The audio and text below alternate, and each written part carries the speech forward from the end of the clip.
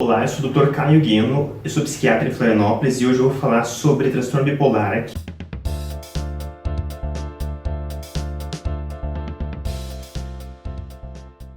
Que é caracterizado por um estado de humor de euforia, expansividade, uma sensação de humor elevado de uma forma duradoura, persistente, como se ele estivesse com entusiasmo acima da média, buscando de uma forma intensa e recorrente novidades, se colocando em risco, não medindo as consequências, alterar o humor muito lábil, oscilante, com euforia e irritabilidade alternados com depressão. O indivíduo às vezes começa projetos, vários projetos ao mesmo tempo, tem ideias grandiosas, uma sensação de que tudo está ao alcance dele, como se ele tivesse com uma sensação de autoconfiança muito exacerbada, sem críticas das coisas que faz, podendo expor-se publicamente. Em outras situações é como se ele tivesse a sociabilidade, ele quer interagir com muita gente, a fala fica acelerada, ou um tom de voz muito alto. Ele acomete 3 a 5% da população, que pode variar um pouco, mas inicia os tipo 1 pelos 18 anos, em quadros tipo 2 ali pelos 25 anos. Ele caracteriza-se com uma sensação de grandiosidade,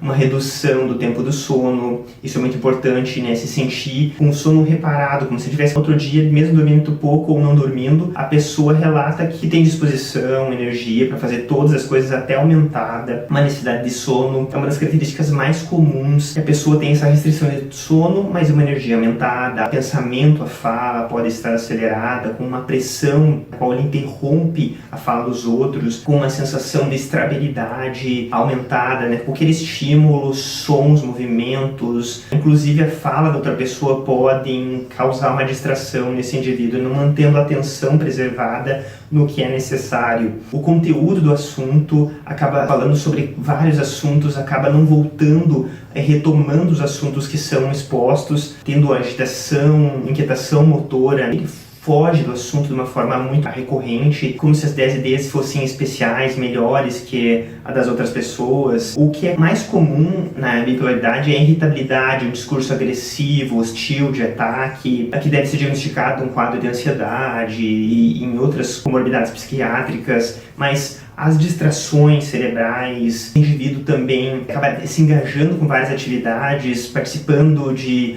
questões profissionais, trabalhando muito, exigindo demais, ingressa em várias atividades religiosas, políticas, sexuais, se vinculando com pessoas desconhecidas, tendo relações extraconjugais, não medindo as consequências daquelas ações que ele ou ela estão realizando. Pode levar até surtos de impulsividade por compra, gastando muito dinheiro, dirigir em alta velocidade, acaba investindo de uma forma imprudente, colocando em risco a parte financeira dele ou da família, se engajando em relacionamentos promíscuos. Ele pode aumentar muito o risco de suicídio pela impulsividade que ele apresenta. Estima-se que até 25% dos quadros de suicídio têm uma relação direta com o transtorno bipolar. Muitas vezes ele relata em história que ele nem sente que tem um problema. Ele está sentindo às vezes até tão bem, com uma energia tão aumentada, que ele não vê que aquilo lá está causando consequências negativas. A aparência pode estar muito exacerbada, extravagante.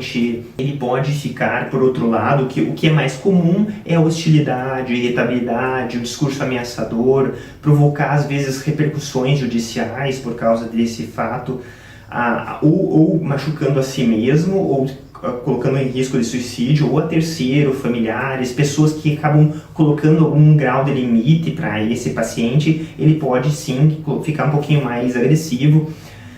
Então, coloca em risco, muitas vezes, a própria vida. Então, o humor varia entre a expansividade e irritabilidade, variando para o outro polo, que é o quadro depressivo, que pode durar alguns momentos, horas ou dias. Predominantemente é um quadro depressivo a maior parte da vida, ou até um humor normal, mas ele pode ter essa característica de euforia, de expansividade, de irritabilidade, que em conjunto esses sintomas podem preencher critérios para o transtorno bipolar. Eles geralmente têm uma resposta bem satisfatória a medidas comportamentais ou medidas medicamentosas, como estabilizadores de humor. Tem que ter muito cuidado nesses quadros com o uso de antidepressivos. A família deve entender como que é a dinâmica dele, buscar profissionais recomendados que tenham um conhecimento sobre o diagnóstico, para que ele tenha uma melhora da qualidade de vida, um prognóstico mais satisfatório, tenha uma aderência medicamentosa maior, consiga diminuir o risco de exposição, interagir, ter um bom vínculo com um profissional, a família auxiliando, entendendo como que é a dinâmica dele, estar a par e interagindo com o tratamento aumenta a chance de engajamento desse paciente e tem uma resposta mais satisfatória, né? Eu sou o Dr. Caio Guiano. Caso vocês tenham interesse em buscar textos e explicações sobre transtorno bipolar e outros quadros na saúde mental, você pode entrar no nosso site, www.psiquiatrafloripa.com.br ou www.novapsiquiatria.com.